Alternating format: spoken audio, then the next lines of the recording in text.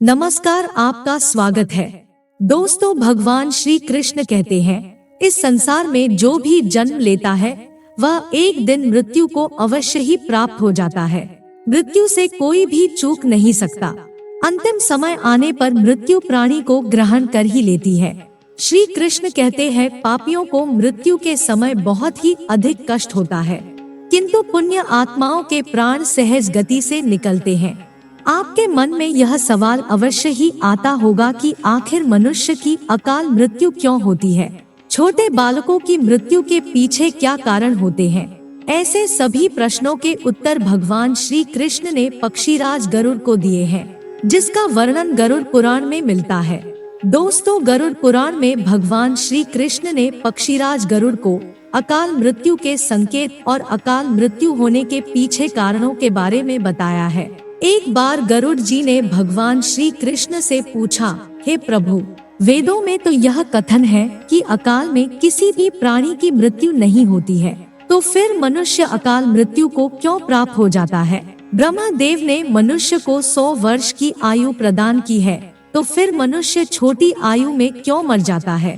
किन कारणों से मनुष्य 100 वर्ष की आयु को पूर्ण नहीं कर पाता है? और अकाल मृत्यु से पूर्व मनुष्य को कौन से संकेत मिलते हैं? इस प्रकार से प्रश्न पूछने पर भगवान श्री कृष्ण ने गरुड़ जी को अकाल मृत्यु के कारण तथा अकाल मृत्यु से पूर्व मिलने वाले संकेत बताए हैं। तो चलिए जान लेते हैं, भगवान श्री कृष्ण के अनुसार मनुष्य अकाल मृत्यु क्यों मरता है।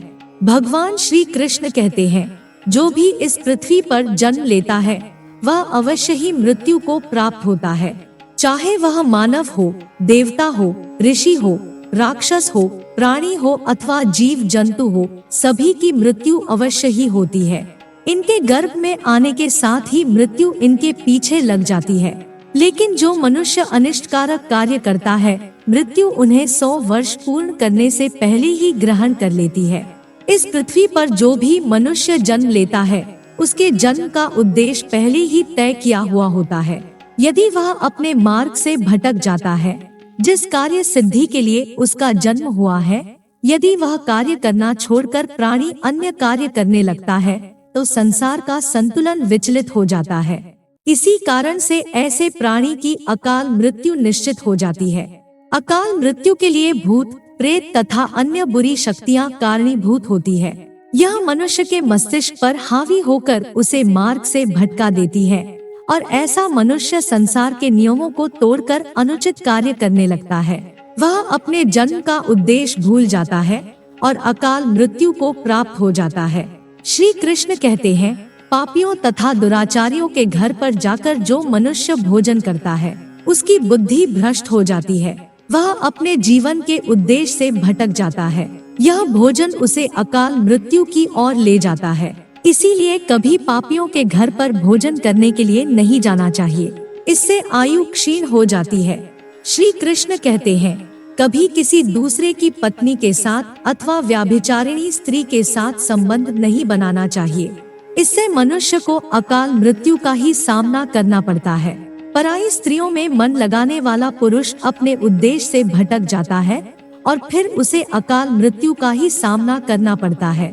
श्री कृष्ण कहते हैं, जो मनुष्य अपना कार्य छोड़कर दूसरे पापियों के बहकावे में आकर अनुचित कार्य करने लग जाता है, उसकी अकाल मृत्यु अवश्य ही होती है। संसार में कई लोग प्रेत के हावी होने के कारण नास्तिक बन जाते हैं और अनुचित कार्य करते हैं। इन लोगों के साथ रहने पर भी मनुष्य को अकाल मृत्यु को ही प्राप्त होना पड़ता है।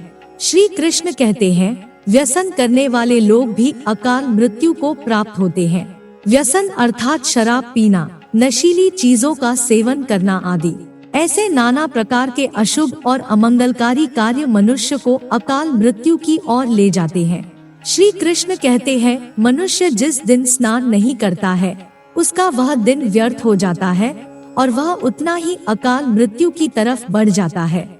जितने दिन वह स्नान नहीं करता है, उसकी आयु से उतने दिन कम हो जाते हैं और वह कम उम्र में ही मर जाता है। श्री कृष्ण कहते हैं, मनुष्य अपने पूर्व जन्म के कर्मों के कारण बाल्यावस्था में ही मृत्यु को प्राप्त हो जाता है। जिस घर में प्रेतों का वास होता है, ऐसे घर में बालकों की मृत्यु हो जाती है। वह प्रेतात्मा बालकों के शरीर को दूषित कर देती है। मनुष्य को प्रेतात्मा को घर से दूर रखने के लिए घर में पूजा पाठ और दान धर्म अवश्य ही करने चाहिए। तो दोस्तों, इस प्रकार से गरुड़ पुराण के अनुसार मनुष्य अकाल मृत्यु को प्राप्त हो जाते हैं। उम्मीद है आपको यह जानकारी अच्छी लगी होगी। वीडियो पसंद आया तो लाइक जरूर करें, साथ ही चैनल को सब्सक्राइब करना न भूलें और कमेंट में जय श्री कृष्ण अवश्य लिखें। आपका धन्यवाद।